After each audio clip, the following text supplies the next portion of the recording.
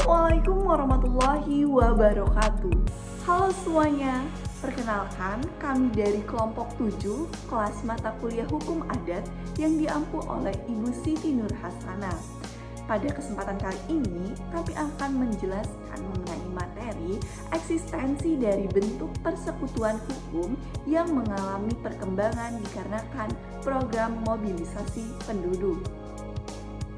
Sebelum memulai penjelasan mengenai materinya, perkenalkanlah anggota kelompok kami yang terdiri dari Rahma Putri Amalia, Bagas Nugroho, Luis Yesi Apriliana, Stefanus Pandeo Tarihoran, dan Nabila Azra.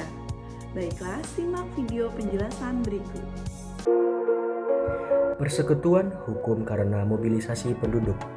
Eksistensi bentuk persekutuan hukum itu dikarenakan oleh program mobilisasi penduduk, yang dimana mobilisasi penduduk merupakan fenomena di mana struktur hukum mengalami perubahan yang merupakan hasil dari perpindahan secara besar-besaran penduduk dari satu wilayah ke wilayah lain, dan di mana program ini dilakukan dengan tujuan utamanya adalah pembangunan ekonomi. Akan tetapi, seiring berjalannya waktu, eksistensi hukum tersebut mempengaruhi hukum di daerah tersebut.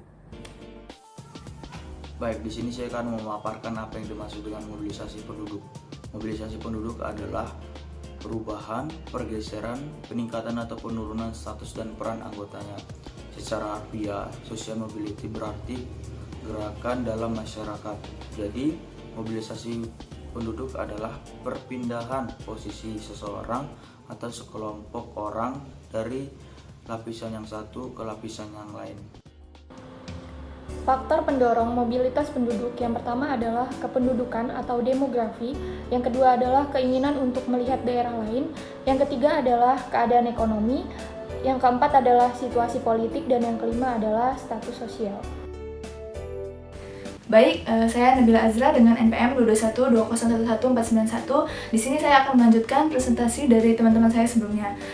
Saya akan membacakan tentang materi dampak dari mobilisasi penduduk terhadap hukum. Yang pertama itu ada menurunnya pengaruh hukum.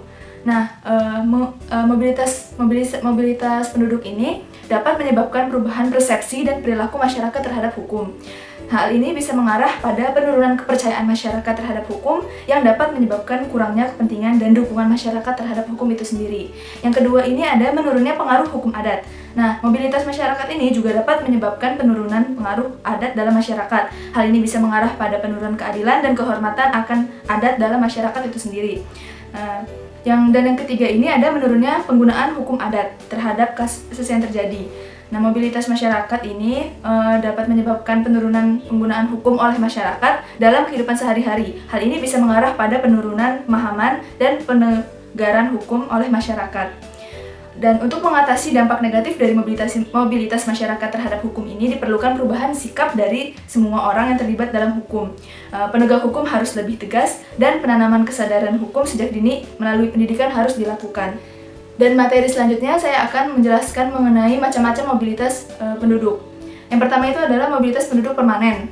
Mobilitas penduduk permanen ini adalah perpindahan penduduk dari satu wilayah ke wilayah lain yang bersifat menetap dalam jangka waktu yang lama.